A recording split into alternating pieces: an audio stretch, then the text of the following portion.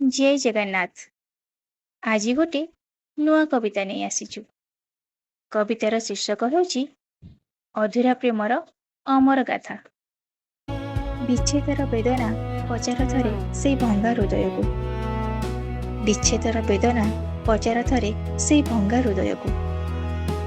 ନୀରବ ରାତିରେ ଲୁହ ଭେଜା ଅଧୁରା ସ୍ୱପ୍ନକୁ। ହସିବାର ଅଭିନୟ କରେ ଯେ ଦିନ କାଟେ ନୀରବରେ। ସେ ଜାଣେ ପ୍ରେମରେ ହାରିବାର ଯନ୍ତ୍ରଣା କେତେ ଯେ ଗଭୀରେ।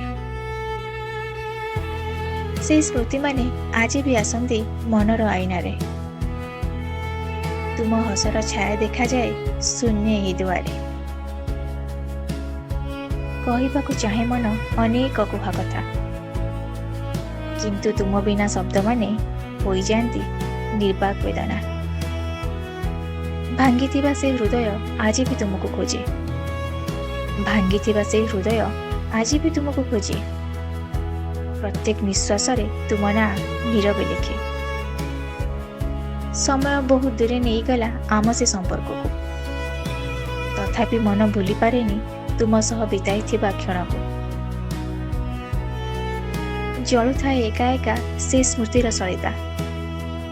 ନିସଙ୍ଗତା ସାଜିଅଛି ଆଜି ଜୀବନର ସଂଗୀତା। ତୁମେ ତ ଚାଲିଗଲ ସାଉଁଟି ନେଇ ନିଜର ସବୁ ଖୁସି।